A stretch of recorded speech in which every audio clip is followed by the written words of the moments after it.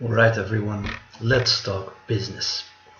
We have arrived at what is actually the last site of the last unit of this year's course. So everything which will appear after this content will be in some way summarizing some of the things we've done, revising other things that we've done and work on. But as you will see, we still have to finish this last chapter, and this will be about business. On the one hand, on the second hand, we're going to talk about second and third conditional, and then also these question tags will be quite important. Good. Then expressing prohibition, obligation, and permission. You might be noticing already that the level of the units has gone up a little, and this is probably also to prepare you for next year. You see that things are becoming sometimes more complex and so on, but that's good actually. Alright, let's dig into this chapter. So exercise 25 starts with a video of a self-made teenage entrepreneur, right? Fraser. Let's have a look at what this guy invented.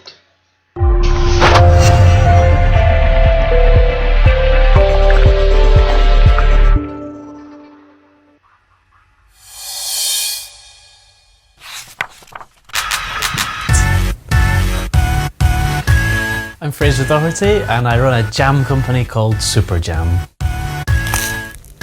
I guess some people would imagine that running your own business means that you go into a big office and you wear a suit and you sit behind a desk and you're answering the phone all day, but for me, running my own business is a lifestyle that allows me to work from home, and I can spend my time doing things that I enjoy as well as working really hard on trying to grow my business. Today I'm going to be working on some new flavours of jam, some strawberry jam and some raspberry jam, and I want to try and come up with some recipes that particularly appeal to kids. And it's going to be called Super Jam Junior. Thank you.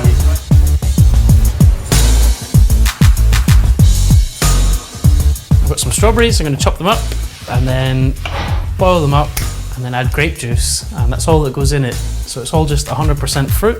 There's no sugar or any additives or anything like that.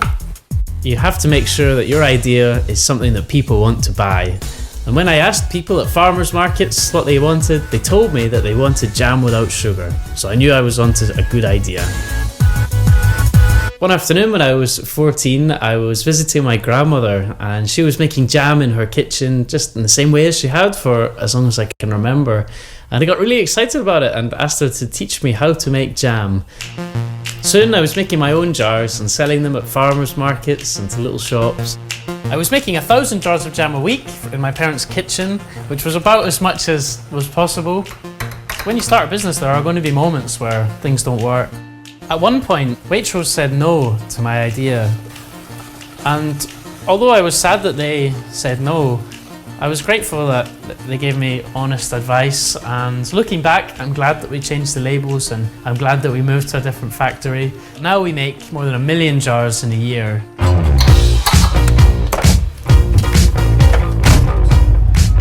We run hundreds of tea parties for elderly people all over the country, and today I'm meeting with a few people who can hopefully help us start having big tea parties in London. I think this place would be great for having a tea party, so hopefully they're up for it. Hey, how are you? When I was about 16, I had my first big meeting and I went along wearing my dad's suit. It was probably 2 sizes too big for me, and I was pretty frightened at this meeting because it was something new, there was a lot of pressure and I really wanted it to work. But now when I meet people, I don't feel frightened by it. I've learned that people are usually more than happy to help you, and in fact there's nothing to be scared of. Thanks very much everyone. Today I'm going to take along recipes to a taste test this afternoon with some kids. The kids might like it, they might not like it, and if they don't, it would be really useful to know what they would do to change it. Try and find out how we can make the product even better than it already is. Sometimes it's difficult because I might come up with a kind of jam that I think tastes great, and we put it on the shelves and people don't necessarily buy it. We tried launching rhubarb and ginger jam, which was delicious, but unfortunately didn't fly off the shelves and we had to stop selling it.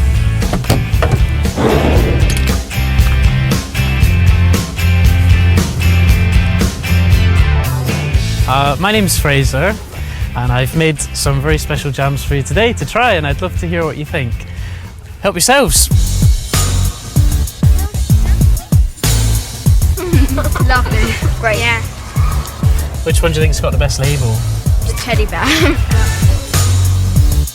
I like the one without seeds because it's sweeter. What do you think? Which one's your favourite? With seeds because it's sweeter. Put your hands up if you think that jam for kids without any seeds in is a good idea. It's a great idea. Yeah. Well, thanks so much for taking part in my taste test. I'm really happy that you all like the idea for making jam for kids without any seeds. I think it's kind of amazing that you can come up with an idea and with a bit of hard work, it can change your life. It doesn't have to take a lot of money. I didn't have access to any money when I was 14. It just takes love, imagination, and a lot of work.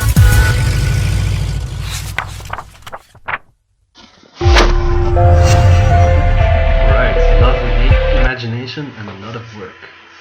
Good, and so maybe you're inspired at this point for starting your own business, and that is what we will be talking about. So these are the questions that you're going to answer alongside this clip, right? And then, of course, we already go on to the next exercise.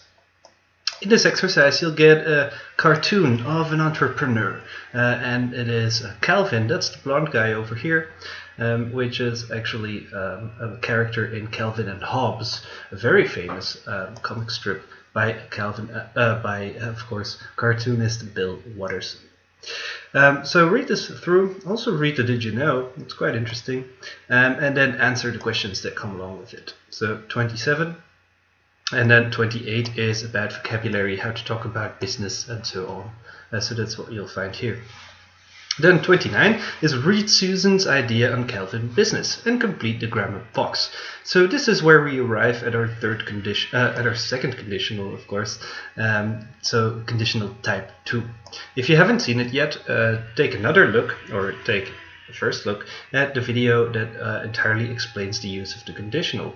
Remember that a conditional is a grammar item that is used to talk about conditions, voorwaarden, right?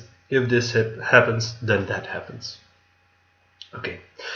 The second conditional is used to talk about hypothetical situations, right? Hypothetische situaties, things that we are assuming, right? And that's why you get this phrase here as well. Let's assume that, and then you would use your type 2 conditional. So let's have a look. We're going to fill this in together so that you at least have the form of that, because you're going to need it, of course. So if he sold at a lower price, always think of the if clause, that's this one, and the main clause, so the demand would be higher. So what you get here, he sold, is of course a past simple. Let's have a look. If he lowered the price, the same thing, he lowered, this is a past simple. That's what we're going to fill in here. And then he would sell more. Okay, and the demand would be higher. So it's always would plus a bare infinitive, apparently. Okay. So if plus past simple, and then would, or of course wouldn't, plus your infinitive. Good. That's how it works. But pay attention here. If I were you is a fixed expression. In formal context, were is also used instead of was. And then you get a few examples. So I would set a lower price for the lemonade if I were you. So normally you would write was here, but it's a fixed expression to write were there. So that's the only exception you have to take into account while studying the second conditional. Good. The same goes, of course, for the second example. Alright, complete the text with the missing verbs. You know what you have to do. So if I had $1 million, here you have a past simple in the if clause, so you already know what you're going to fill in here. Right? Let's go on. Team up, what would you do if you had $1 million? Write chain stories, ask your teacher for instructions. We're not going to do these chain stories, of course, that will be very difficult to organize, but I would like you to think about what you would do if you had $1 million, and while you're doing it, of course, use the second conditional. So always past simple in the if clause, and then your would plus infinitive or wouldn't plus infinitive in the main clause. Remember that you can always turn around the main and the if clause. It doesn't matter which one comes first. If you put the if clause first, you're going to need a comma right after it. Okay, let's go to exercise 32, where you have to watch a clip and complete the names of those famous people and their, at first, not so successful business. Okay, let's have a look. What's the best way to get back at your boss when you get the finger and hear the dreaded words, "You're fired"? This is the B-List, and our roundup of famous folk who became entrepreneurs because they got the boot. In at number 5, it's Mr. Walt Disney, who lacked imagination and had no good ideas, according to the editor who fired him from his Kansas City Star newspaper job. Mickey Mouse and Disneyland were 2 of the ideas Walt then had, and now the Walt Disney Company has annual revenues of approximately $35 billion. And at number 4, it's J.K. Rowling, who pissed off her bosses at Amnesty International by constantly writing silly stories about a teenage wizard on her work computer. After she got fired and finished her book Harry Potter, more than a dozen publishers turned it down. Today, she's estimated to be worth £1 billion. We're going back in time for number 3 to the 1800s, when Thomas Edison worked for Western Union. At the office, he secretly conducted experiments until, one night in 1867, he spilled some acid, which ate a hole through the entire office floor. He got fired and went on to become the first entrepreneur ever to have a light bulb moment, when he invented the light bulb. And at number 2, it's American Shark Tank investor Mark Cuban. His boss at the computer store he worked in cut him loose for failing to open the shop on time. Cuban then started his first company, Micro Solutions, and has since become owner of the Dallas Mavericks basketball team, lots of internet startups, and a theater chain. His estimated worth, $2.4 billion. And at number 1, it's the one, the only Mr. Steve Jobs, who actually got fired from his own company.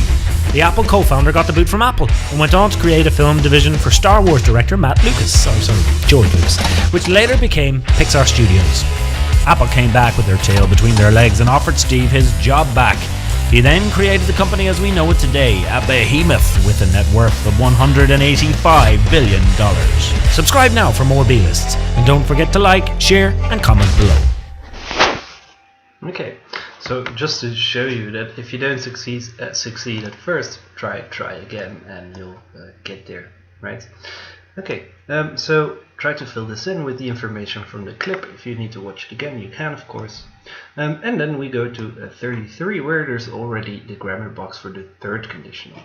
Remember, guys, that the conditionals always become more difficult alongside the numbers. So type 0 is the most easy, type 3, the last one, is the most difficult one.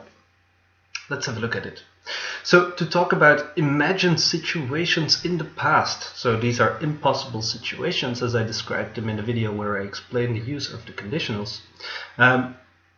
So there we use the third condition. Okay, let's have a look at these sentences. By the way, they're also used here in this exercise, of course. But we have a look at this example first. If J.K. Rowling had kept her job, she would not have finished her books. Okay, had kept. This is something that you should be able to recognize by now at the end of year 4. And this is, of course, a past perfect, right? The past form of the verb to have, that's your auxiliary, had, and then a past participle, kept. Okay, so that's what you're going... so it's going to give you the whole answer here, but maybe I can zoom in a little more and then cheat. Okay, let's do it this way. So past perfect, right? Had kept her job. And then let's have a look what will appear here. Have plus past participle, so you can already guess that it's the same. As in the previous type, type 2 also has would or wouldn't, but there you don't have this have. Okay, so the main clause in third conditional sentences always has actually 3 verbs, right? Would as an auxiliary verb, or wouldn't. Have as a second one. This always remains the same, by the way. It's just a bare infinitive, and then your past participle. So would have done that, would have finished her jobs, and so on. Okay. Let's go on with some of the other exercises. In 34, read the text and complete the statements about Walt Disney using the third conditional. So you already know what to do. You get your verbs here, and you have to use the third conditional. So remember, past perfect in the if clause, and would or wouldn't plus have plus past participle in your main clause. Okay, and then this is the end of this first video. We'll continue with exercise 36 because we are going to skip 35. Good luck with this first side, and well, we'll continue in a bit.